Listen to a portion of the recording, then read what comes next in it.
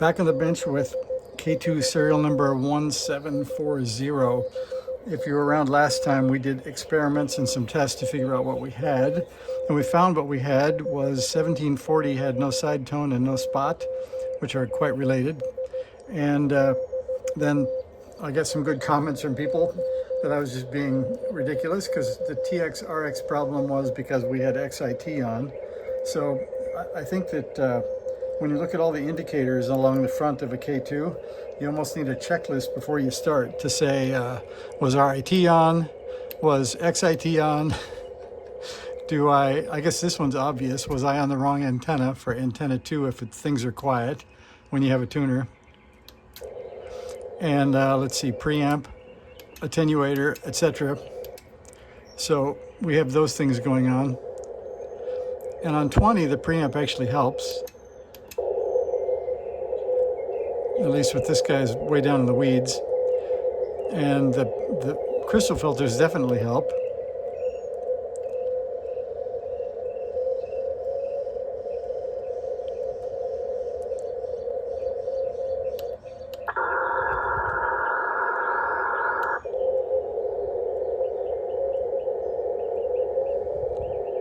At any rate, so if I turn down the volume and hit spot to recreate the issue, we don't have spot. So that's what we're going to look at next. And to do that, we're going to have to go look and see how spot gets generated.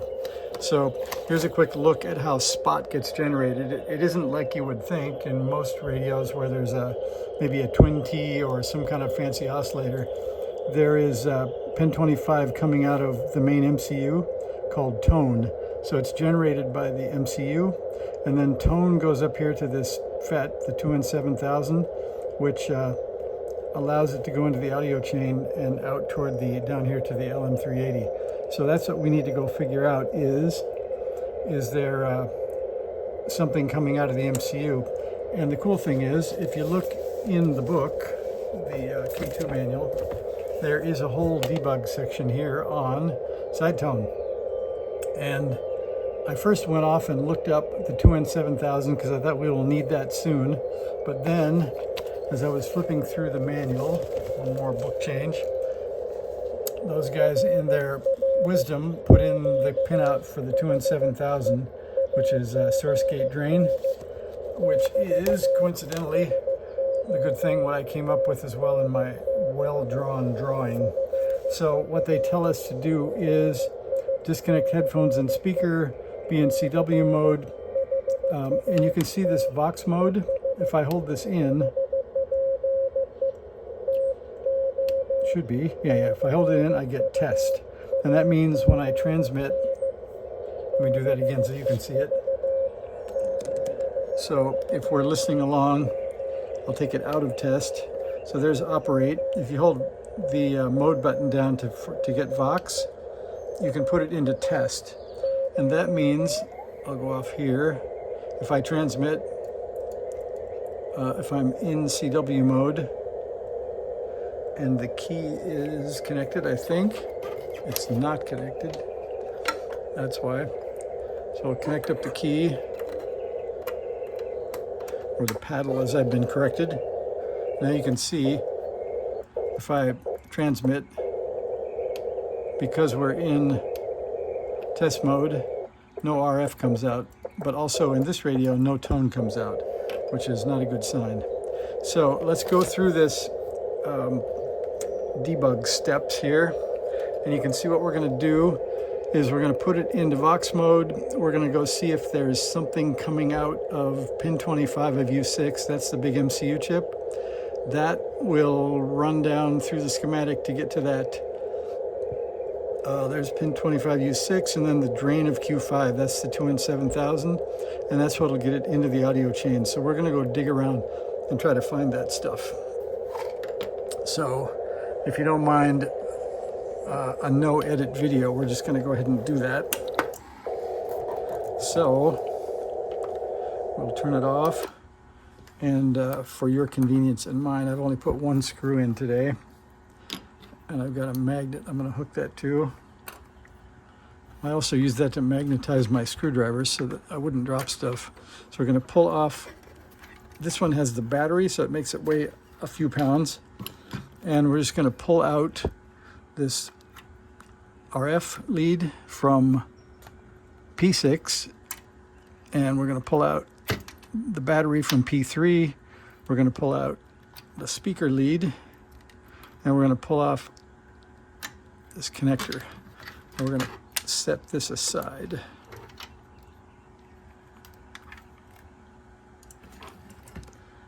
All right, so we've got some weight out of the way. The next thing we need to do, we'll pull the plug. Then, you know, we might actually be able to use the plug because we're going to measure that.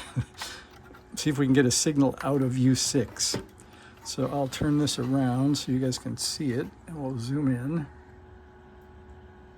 And that is U6, that large chip back there. And there are some cool ground loops that stick up out of the various boards that you can connect your probes to for ground. There's one up here in the top right. I'll show you that. Right up here in the, whoops, in the very top right, we can ground to this.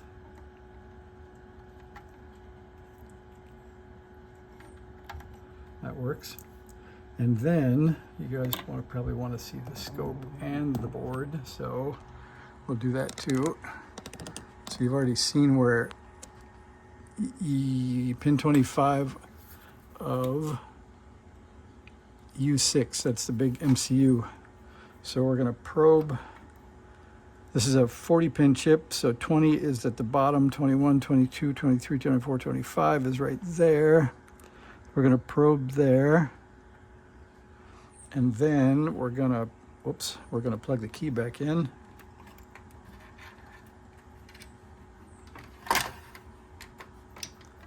Like that. Then we're going to probe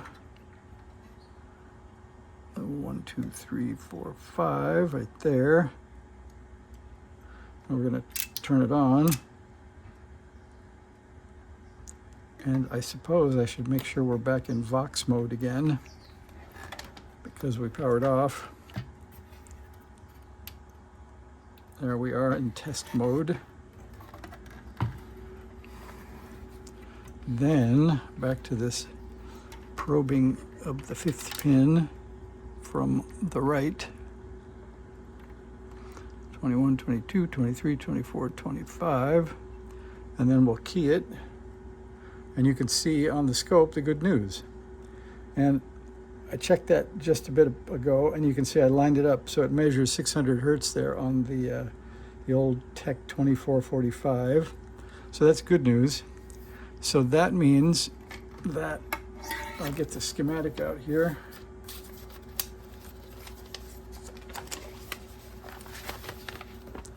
Okay, that means that we have a signal on tone.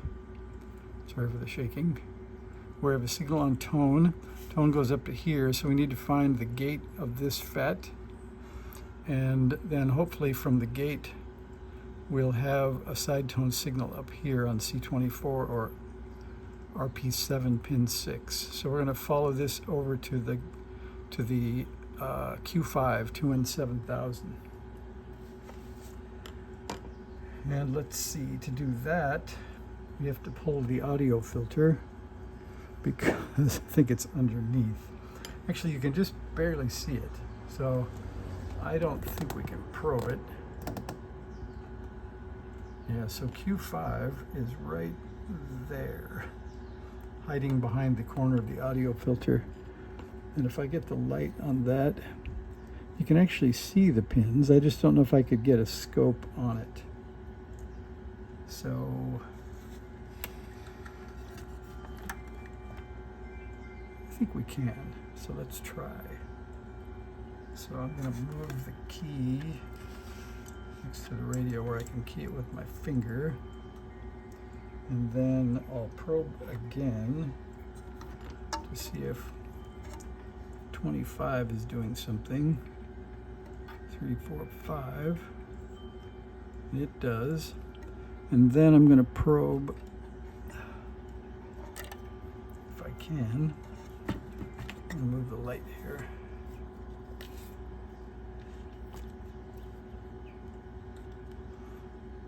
Okay, well there's the lead, and my probe is that big, so hopefully we can get down in there.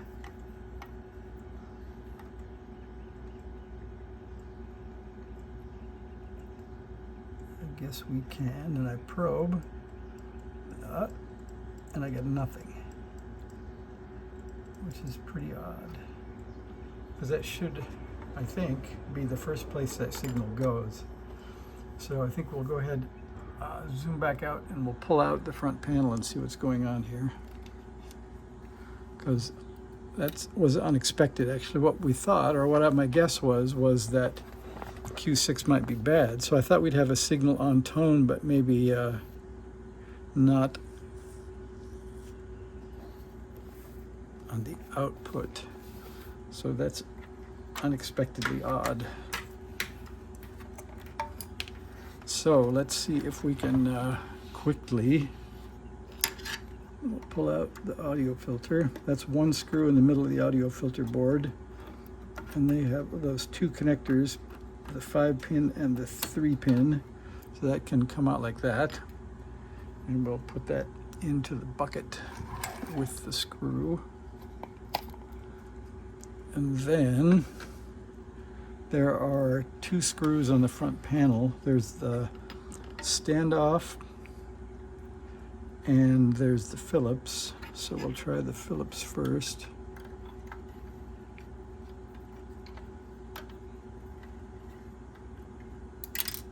Perfect. We have the magnet. So we'll grab with the magnet. And I'll put that in the bucket. Then we have that standoff here that we've got to pull out. And let's see, we need a straight screwdriver. This one looks pretty good. So I'll pull this standoff out.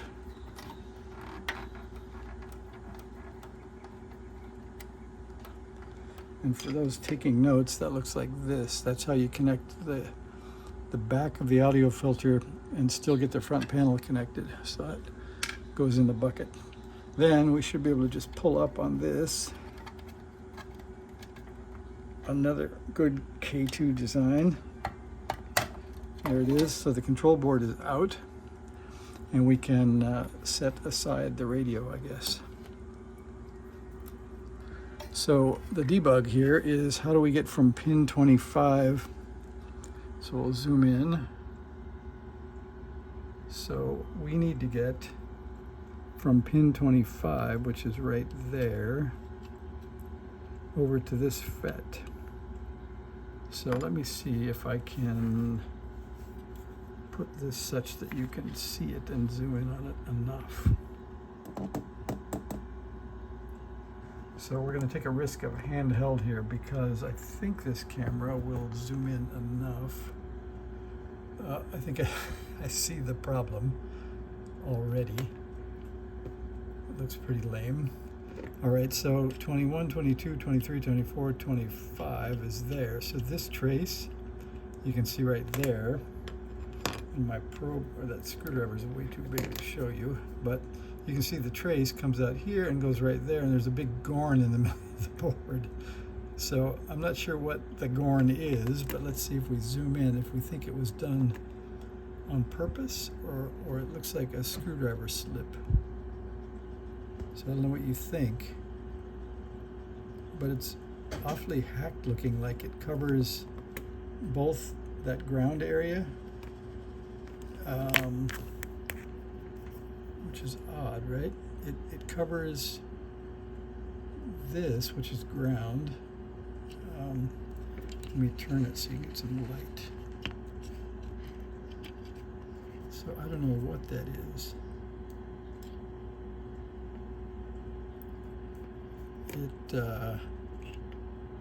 Whatever it is, it's a bad hack, but it certainly does go through that trace, and it scrapes this one too.